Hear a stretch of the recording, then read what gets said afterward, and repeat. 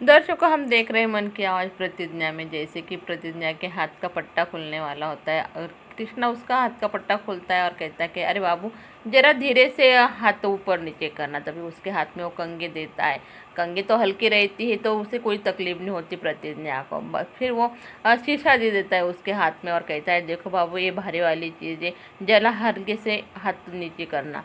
लेकिन जैसे ही वो प्रतिज्ञा के हाथ में शीशा देता है, प्रतिज्ञा जानबूझकर जोरों की आवाज़ करने लगती कि हाय मेरा हाथ गया रे गया। तो कृष्णा कहता है कि अरे बाबू छोड़ दो छोड़ दो, तो बहुत तकलीफ हो रही क्या।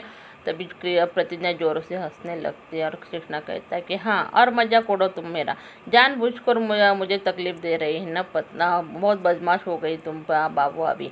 लेकिन प्रतिज्ञा कहती है कि नहीं, हमें ना तुम्हें इस तरह देखने में बहुत मज़ा आता है। कृष्णा ठीक है, सॉरी बाबा। तभी कृष्णा प्रतिज्ञा को कहता है अब ऐसा मजाक कभी भी नहीं करना, तुम्हें मालूम है ना मैं तुम्हें तकलीफ नहीं दे सकता। चलो जल्दी, बाबूजी हमारा खाने पर इंतजार कर रहे। चलो जल्दी बाबू, हमें ढाबे के लिए जगह देखने के लिए जाना है, देर हो रही है। और इधर ठाकुर सज्जन सिंह कृष्णा और प्रतिज्ञा की राह देख रहे होते, तो जब भी वो खाने के टेबल पर बैठे हुए होते तो कहते हैं कितना अच्छा लग रहा है, दोनों ही बहू अपने साथ अपने पति के साथ है।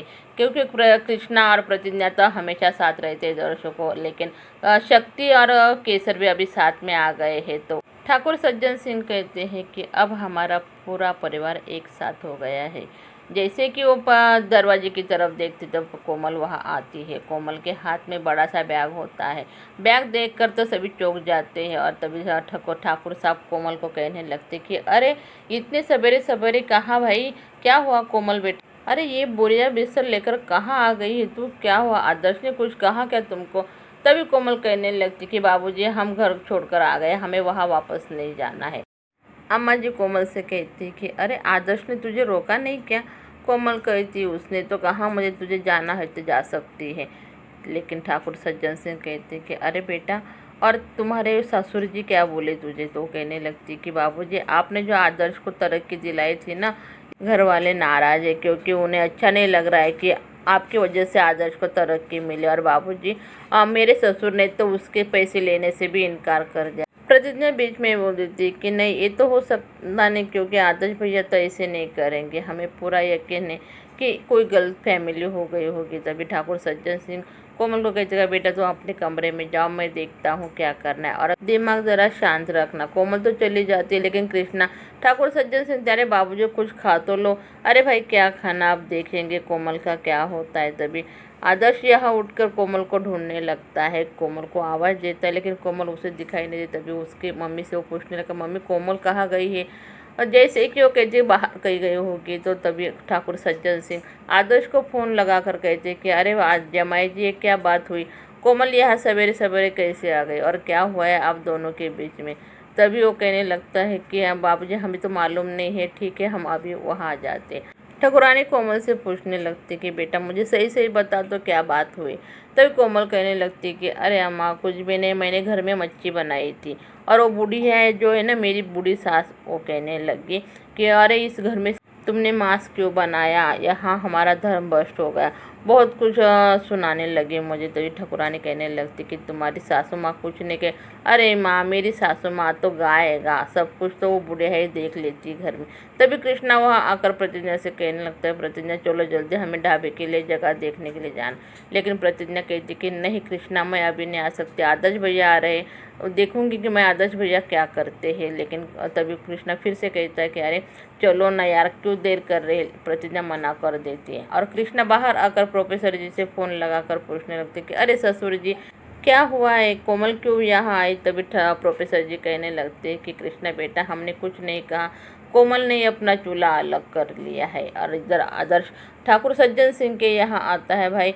जैसे जमाई आता है तो ठाकुर सज्जन सिंह आवभगत करने लगते, नौकरों से कहते हैं कि अरे भाई जमाई बाबू आए, उसके पैर गिर धोने के लिए बर्तन लेके और पानी लेके आए। जैसे ही नौकर उसके पैर वगैरह धोने लगते हैं आदर्श के आवभगत होने के बाद ठकुरानी कोमल को बुलाती है। और जैसे ही कोमल कहाँ नीचे आती तो आदर्श उसे कहने लगता है कि कोमल तुमने ये अच्छा नहीं किया, तुम क्यों वहाँ यहाँ से आ गई। तभी वो कहने तुमने तो कहा था मुझे कि तुम जा सकती हो यहाँ से। लेकिन ठाकुर सज्जन सिंह आदर्श कहने लगते कि बेटा जो तरक्की तुम्हें मिली है ना, ये सिर्फ हमारी बेटी के कारण, क्योंकि हमें हमारे बेटे को खुश रखना था, इसीलिए हमने तुम्हें तरक्की दिलाई है। इतने सारे जो पैसा खर्चा किया है ना, तो किस लिए कि हमारी बेटी हमेशा मुस्कुराती रहे। तभी कृष्णा कहने लगता है कि बाबूजी, आपको मालूम है क्या, इसने एक घर में अलग चूल्हे कर लिए हैं। आप तो हमेशा प्रतिज्ञा कोई खरी खोटी सुनाने लगते। प्रतिज्ञा कभी अपने घर में दूसरा चूल्हा लगाया है क्या? ये देख कर तो अभी सभी सोच में पड़ जाते। प्रतिज्ञा भड़क जाती और आदर्श कहने लगते कि आदर्श, तुम कुछ बोलते क्यों नहीं? कुछ तो बोलो। और तरक्की तुमने कैसी ली? तुम्हें तो मालूम है ना, पापा को कभी भी अच्छा नहीं लगेगा कि उनका बेटा किसी की सिफारिश की वजह से उसे तरक्की मिले। उल्टा आदर्श प्रतिज्ञा पे भड़कने लगता है कि ये सब किताबी बातें, तुम मुझे मत समझाओ कि मुझे क्या करना चाहिए। ये सुनकर कृष्ण प्रतिज्ञा को कहता है, प्रतिज्ञा तुम जाने दो, इन लोगों के बीच में मत बोलो, ये कोई काम के नहीं। अरे तुम जितना भी उन्हें अच्छा समझाने की कोशिश करेंगे नहीं, उसे उल्टा ही समझेंगे। चलो तो हम ढाबे की जगह देखने चलते हैं। और जैसे ही प्रतिज्ञा को लेकर कृष्णा ढाबे की जगह पर आता है, जैसे ही ढाबे का काम चालू देखकर प्रतिज्ञा खुश हो जाती है और कहती, तुमने तो हमें ढाबे की जगह दिखाने के लिए बोला था कृष्णा, यहाँ तो काम चालू हो गया। और काम इतना बढ़िया हो जाता है कि अंदर आकर नंदू भैया प्रतिज्ञा को कहने लगते हैं कि अरे भाभी, हमने मेनू कार्ड भी छपा लिए, देखो तो। प्रतिज्ञा वो भी देख लेती है कि भैया सही छपा है, आपने जो भी किया बहुत अच्छा है। और तभी कृष्णा ढाबे के बावर्ची को बुलाता है और कहने लगते, देखो प्रतिज्ञा, ये बावर्ची है और तुम इनको अभी समझाओ तुम्हारे भाषा में क्या समझना है। तभी वो कहने लगते हैं कि आपको क्या क्या बनाना आता है, तो चलो तो हम आपके साथ रसोई में चलते हैं और हमें भी देखा। तभी प्रतिज्ञा को काम करके देख तो कृष्णा खुश हो जाता है। सच में अभी मेरे बाबू का सपना पूरा होगा, ऐसा कृष्णा अपने ही मन में सोच रहा है। ठाकुरानी कोमल को सेब काट के लाती है और कहती है, अरे बेटी धर, तुमने सवेरे से कुछ नहीं खाया ना, खा ले तो अभी। जैसे ही वो सेब खाने लगती है, ठाकुरानी कहने लगती, पता नहीं ये प्रतिज्ञा ने सब पर कितना जादू कर दिया है। सब प्रतिज्ञा के गुण गा रहे हैं। तेरे बाबूजी भी अभी प्रतिज्ञा की भाषा बोल रहे हैं। पहले तो सिर्फ बाबा था, लेकिन अब तो प्रतिज्ञा की हर बात में तेरे बाबूजी सही समझने लगते हैं। कोमल ठाकुरानी से भड़काने लगती कि अरे अम्मा, प्रतिज्ञा है ही ऐसी। तुम्हें तो ऐसा लगता है ना अभी कि तुम्हारी हुकूमत कम हो रही है, तो तुम दादी की तरह अब घंटे बजाने के काम के रह जाएगी। कृष्णा और प्रतिज्ञा बाहर से आते और ठाकुर सज्जन सिंह कहने लगते कि बाबा, कैसा काम चल रहा है रे ढाबे का? तो कृष्णा कहता है, बाबूजी सब कुछ हो गया, बर्तन भी लाके रख दिए, सिर्फ अब उद्घाटन बाकी है। और तभी ठाकुर सज्जन सिंह कहने लगते कि अरे भाई, ढाबे का नाम क्या रखा है? वो कहने से पहले ही शक्ति कहने लगता है कि अरे बाबूजी, क्या नाम रखेगा? आपको तो मालूम है ना बाबा क्या नाम रखेगा? आपके लुगाई का तो नाम रखा होगा ना उसने, और प्रतिज्ञा का ढाबा। तभी ठाकुरानी भी कहने लगती कि हाँ भाई, मास्टरनी का ढाबा रखा होगा। तभी अब कृष्णा शक्ति से कहता है कि बिल्कुल सही तुमने सोचा, लेकिन क्या करें, हम तो रखना प्रतिज्ञा का नाम रखने वाले थे। भाई प्रतिज्ञा ने मना कर दिया। प्रतिज्ञा ने कहा कि नहीं, तुम ना बाबूजी और अम्मा जो प्यार से तुम्हें बुलाती ना, उस नाम से ही अपना ढाबे का नाम रखेंगे। तो आज से हमारे ढाबे का नाम बाबा का ढाबा रखेंगे। प्रतिज्ञा की वजह से हमने बाबा का ढाबा रखा है, क्योंकि वो कहती थी कि बापूजी और अम्मा जी तुम्हें बहुत प्यार से बाबा कहते हैं ना, इसीलिए उन्हें भी अच्छा लगेगा, क्योंकि इस नाम में बाबूजी और अम्मा का आशीर्वाद है। ये सुनकर तभी ठाकुरानी का ना दिल पिघलने वाला है दर्शकों। और जैसे ही प्रतिज्ञा के पास जाकर ठाकुरानी कहने लगती है कि बेटी, हमें माफ़ कर दो, मुझे मालूम नहीं था कि तुम हमारे बाबा को इतना प्यार करती और हमारे बारे में इतना सोचती है।